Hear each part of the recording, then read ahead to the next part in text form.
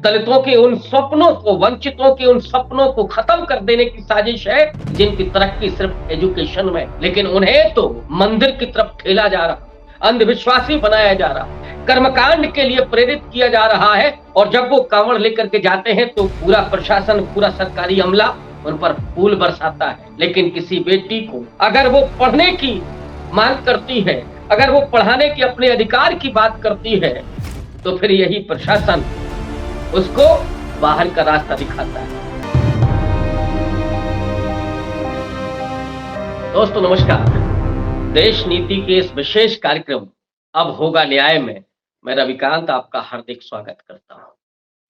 दोस्तों ये सवाल बार बार पूछा जा रहा है कि आज भी इस देश का किसान हो या नौजवान न्याय के लिए क्यों भटक रहा है।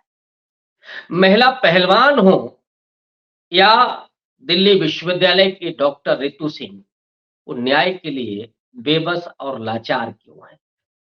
इस देश में पिछले 10 साल से जिस तरह की विचारधारा और सत्ता चल रही है, उसने चाहे दलित हो, पिछड़े, आदिवासी हो या फिर किसान और मजदूर, हर व्यक्ति अपने नागरिक अधिकारों के लिए, अपने संवैधानिक अधिकारों के लिए जद्दोजहद करते हुए दिखाई पड़ रहा है। और अन्याय का आलम यह है कि मणिपुर में वे महिलाएं जिनको नंगा किया जाता है, परेड कराई जाती है, रेप किया जाता है, लेकिन प्रधानमंत्री के मुंह से एक बार मणिपुर का मां निकलने में भी महीनों लग जाते हैं। पहुंचे तो वो अभी तक नहीं है। उसी तरह से महिला पहलवान खिलाड़ियों को दिल्ली के उसी जंतर मंतर पर प्रदर्शन करते हुए कई दिन गुजर जाते हैं, लेकिन बीजेपी का एक बाहुबली सांसद गिरफ्तार नहीं होता। लंबे समय तक उस पर एफआईआर नहीं होती और प्रधानमंत्री ने कभी पार्लियामेंट से कुछ दूरी पर उस जंतर मंतर की तरफ देखा तक नहीं। एक ताजा प्रकरण, हालांकि वो ताजा नहीं है, पिछले 135 दिन से डॉक्टर रितु सिंह दिल्ली विश्वविद्यालय के बाहर प्रांगण में धरने पर बैठी हुई है न्याय के लिए। स्लोगन ही उन्होंने दिया हुआ है, नौकरी नहीं न्याय चाहिए। इस देश में न्याय की बात इतनी क्यों हो रही है। क्या न्याय रोहित वेमुला को मिला था? अगर पायल तड़वी को न्याय मिला होता, रोहित वेमुला को न्याय मिला होता, तो उनको आत्महत्या करने के लिए विवश नहीं होना पड़ता। रितु सिंह भी आज कुछ ऐसी ही बात कर रही हैं। दरअसल रितु सिंह दौलत राम कॉलेज में पढ़ाती रही है। 2020 का प्रकरण है। उन्हें कॉलेज से बिना कारण के निकाल दिया जाता है। हालांकि नौकरी उनकी एडहॉक की थी, लेकिन उनको बेदखल कर दिया जाता है। और जब रितु सिंह अपने लिए न्याय के लिए लड़ाई लड़ती हैं, तो एक फर्जी पर्ची पेश की जाती है कोर्ट में कि 35 छात्रों ने उनके खिलाफ शिकायत दर्ज की है कि वो ठीक नहीं पढ़ा पाती।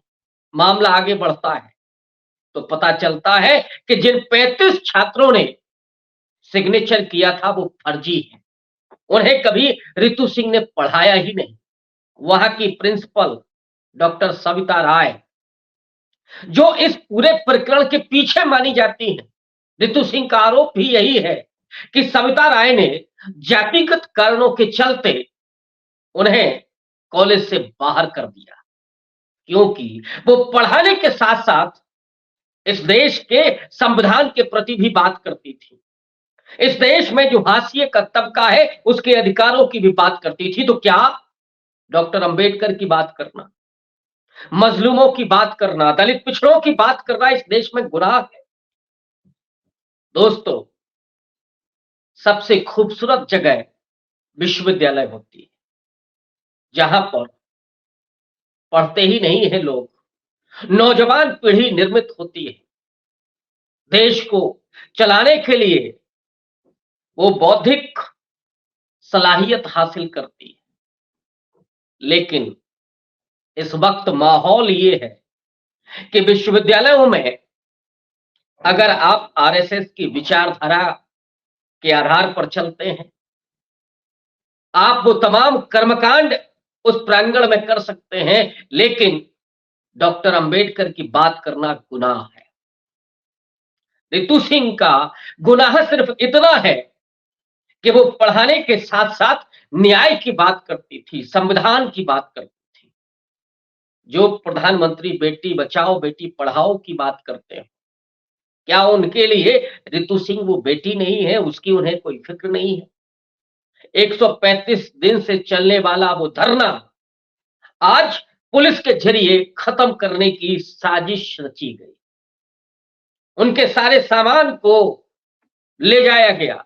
जो भी लोग धरने पर बैठे हुए थे, उन्हें पुलिस डिटेन करती है और रितु सिंह का वो धरना खत्म करा दिया गया है। अभी उन्होंने अपील की है कि सारे देश के लोग जो उनके समर्थक हैं, वो एकजुट हों, उनके साथ खड़े हों। ये वक्त है रितु सिंह के पक्ष में खड़े होने का, उनके साथ खड़े होने का, न्याय के लिए खड़े होने का। और रितु सिंह जिस समाज से आती है, पहले तो यही है कि स्त्री होना अपने आप में ही दोयम दर्जे का नागरिक होना है। ये रितु सिंह की जवानी है। और ऐसे में जब वो दलित समुदाय से हो, तो फिर न्याय के लिए कहां कहां भटकना पड़ता है और अन्याय हर कदम पर होता है। जातिगत प्रताड़ना, जातिगत फप्तियां और आरक्षण को लेकर के की जाने वाली कटु टिप्पणियों का सामना लगातार करना पड़ता है। रितु सिंह उससे लगातार रूबरू हुई, लगातार उसको झेला, लेकिन उन्होंने इसका मुकाबला किया, डटकर मुकाबला किया। और यही कारण है कि उन्हें कॉलेज से निकाल दिया गया। आज जो हालात इस देश में हैं, उसमें न्याय की उम्मीद करना क्या बेईमानी हो गया है? क्या रितु सिंह को न्याय नहीं मिलेगा? और जिस सविता राय के खिलाफ उन्होंने धरना दिया कि उसकी गिरफ्तारी हो, यह बाकायदा कोर्ट का आदेश है।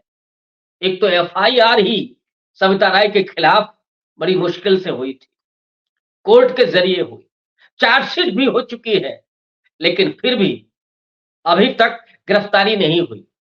इसी के लिए रितु सिंह न्याय की गुहार लगा रही थी, लेकिन पुलिस प्रशासन के जरिए, विश्वविद्यालय प्रशासन के जरिए जिस तरह से वो धरना खत्म कराया गया है, ये दिखाता है कि अब विश्वविद्यालयों में केवल भजन मंडली चलेगी, केवल एक विचारधारा के लोगों का ही आसरा वो बनेगा और किसी विचारधारा, खास करके अंबेडकरवाद के लिए तो कोई जगह नहीं हो।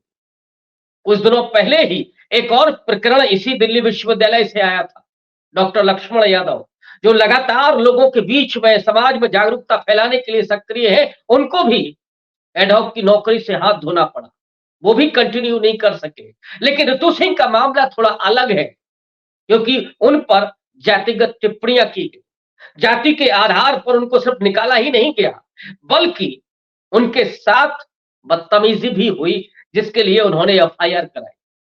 तो सवाल यह है कि न्याय मिलेगा कि नहीं मिलेगा, डॉक्टर सविता राय की गिरफ्तारी होगी कि नहीं होगी, इसके लिए रितु सिंह लड़ाई लड़ रही थी। और आज पुलिस प्रशासन के जरिए, विश्वविद्यालय प्रशासन की मिलीभगत से उस धरने को भी खत्म कर दिया गया। क्या इस देश में न्याय के लिए धरना देना अब वो भी गुनाह हो गया है? संविधान का आर्टिकल 19 जो शांतिपूर्ण तरीके से धरना प्रदर्शन के लिए अधिकार देता है, और आज वो दलित की बेटी अगर गुहार लगा रही है, तो ये उस सत्ता को और उस पूरे आइडियोलॉजी के उस तांडव को ये बर्दाश्त नहीं हो रहा। और इसीलिए उस बेटी, उस डॉक्टर रितु सिंह, जो एक अध्यापिका है, जिसने साइकोलॉजी में पीएचडी किया है, जो बाबा साहब का सपना था कि लोग पढ़ लिख करके अपने अधिकारों को जाने, समझे और संघर्ष करना सीखें, आज ऐसे लगता है कि अंबेडकर की मूर्ति पर फूल चढ़ाने वाली, माला पहनाने वाली वो सरकार केवल ढोंग करती है। उसे नहीं पसंद कि दलित कोई बेटी पढ़ लिख करके अध्यापिका बने। वो खड़ी हो अपने विचारों के लिए, अपने संघर्ष के लिए जूझे, ये बर्दाश्त नहीं।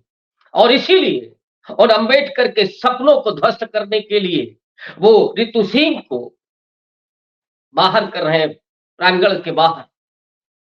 और ये सीधे तौर पर दलितों के उन सपनों को, वंचितों के उन सपनों को खत्म कर देने की साजिश है कि जिनकी तरक्की सिर्फ एजुकेशन में है, लेकिन उन्हें तो मंदिर की तरफ ठेला जा रहा है, अंधविश्वासी बनाया जा रहा है, कर्मकांड के लिए प्रेरित किया जा रहा है। और जब वो कांवड़ लेकर के जाते हैं तो पूरा प्रशासन, पूरा सरकारी अमला उन पर फूल बरसाता है। लेकिन किसी बेटी को अगर वो पढ़ने की मांग करती है, अगर वो पढ़ाने के अपने अधिकार की बात करती है, तो फिर यही प्रशासन उसको बाहर का रास्ता दिखाता है। यानी आप पढ़ेंगे तो फिर सवाल खड़े करेंगे, अपने अधिकारों के प्रति सचेत होंगे, तो मांग करेंगे कि हमको हमारे अधिकार चाहिए, एजुकेशन चाहिए, नौकरी चाहिए। लेकिन इन्हें तो सिर्फ ऐसा ब्रेन चाहिए जो केवल इनके हुक्म का पालन करे, जो इनके अनुसार भजन मंडली में तब्दील हो जाए, लेकिन संविधान की बात ना करे, अधिकारों की बात ना करे, अंबेडकर के मूल्यों की बात ना करे, उनके सपनों को साकार करने के लिए ना आगे आए। यही दिल्ली विश्वविद्यालय के उस प्रांगण में हो रहा है। और इसीलिए रितु सिंह की ये गुहार दलितों तक, वंचितों तक, महिलाओं तक जरूर पहुंचेगी और ये संविधान डॉक्टर रितु सिंह को न्याय दिलाएगा। लेकिन क्या ये इस हुकूमत में इतना आसान है?